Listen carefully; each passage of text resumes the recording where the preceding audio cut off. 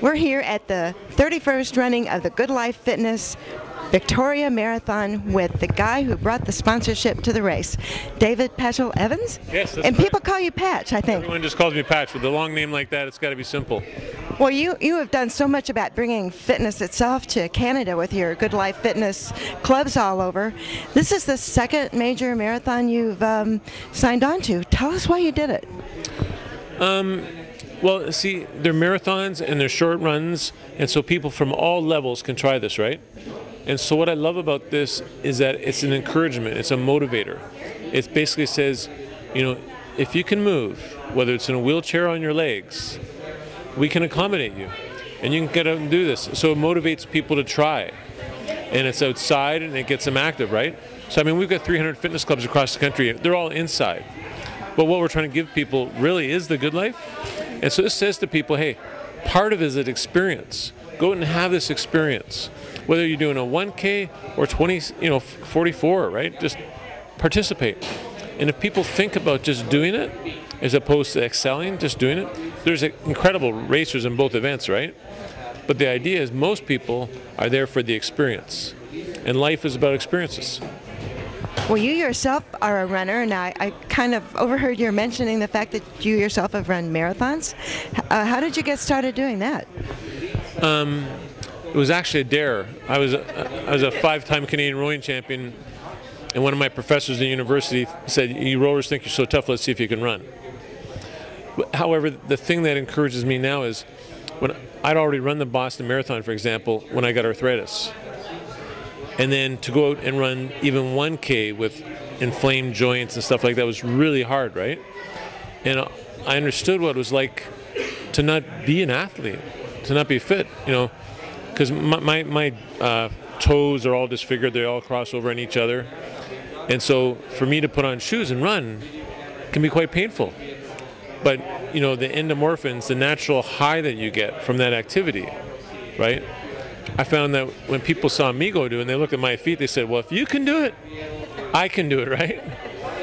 And so, you know, I can't do it the way I did at one time, but that doesn't matter. What matters is that you just show up, right?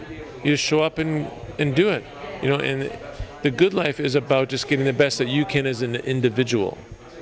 And that's what these runs symbolize to me. For two things. One, it gets you out running, but secondly, this run raises an incredible amount of money for charity. All different kinds of charities, right? And so people are able to put an experience with making a difference in the world. So they're making a difference in themselves and they're making a difference in the world. And that's pretty good. And it inspires people who are at the moment spectators, and they think, you know, if that person can do it, I bet I can.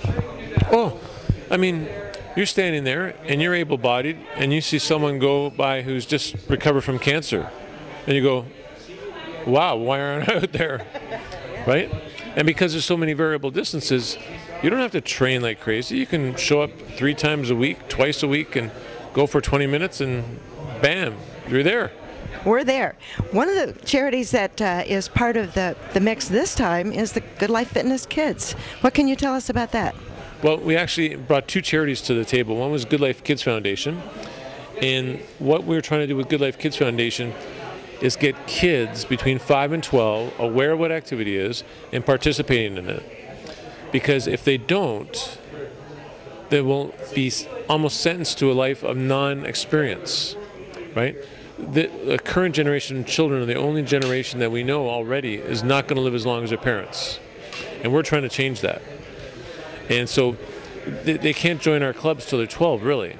And so we want to get them just doing things in the park, just doing things in their schoolyards, just doing things with their friends. We just want them to think about activity and hopefully choose the right foods, right? You know, once in a while have an apple instead of a chocolate bar, right? And to realize that, you know, that one cereal might be all sugar and this one might be all healthy. And if we can increase that knowledge and experience at the same time, we'll help a whole generation be different. And the second one is the Patchell-Evans Autism Research Foundation. My oldest daughter has autism, and I used to be president of Autism Canada, and I've been totally meshed in trying to find out what is it. No one knows what causes it for sure, right? So we've got 20 scientists working full-time trying to find the cause of autism. And we're doing collaborations with lots of American universities, some European universities, sharing our knowledge, and we're making great strides in finding what causes it and how to change it. What we do know is it's not a psychological thing. It's to do with your environment and what you eat, and that as we dig deeper, we can make an effective change in those children. And 1 in 80 children now gets autism. Well, those are two really exciting charities, and it's the sort of thing that it's really long-term thinking. Yeah, I mean, the research we're doing right now may never have a beneficial effect on my child, but what if it did? But even more importantly, if 20 years ago 1 in 10,000 kids got autism, now it's 1 in 80. In 5 years, what if it was 1 in 40? And what if in 20 years it was 1 in 5? Right? We need to do something. And so we're trying to create the incentive, the motivation to get that ball rolling. Well, that's certainly a great cause, and I have to smile about something you said earlier during the press conference, and that was you'd been to many events, and you thought this is one of the best run ones around, if not the best run one around. We agree. Is that one of the reasons that you're the sponsor of this race? Well, I was a sponsor of this race because originally it was a key part of the community, and everybody I'd met here really talked about it and how good it was. But it wasn't until I got into it, until I'd already committed. You know, we'd already spent the money, that we found out how well run it was, how tremendously good it was, right? You know, how the committee that runs this, every single person's a volunteer. Every single dollar goes to these charities, right? And that's unbelievable. And it stands alone as being unique, as special, as good. Well, there's a lot of special things about this race, and you certainly highlighted many of them. We thank you very much for your time. And are you running something on Sunday? Yes, I'll be doing the 8K. I wanted to do the half marathon, but I got some broken ribs, so I'm going to go a little gentler and do the 8K.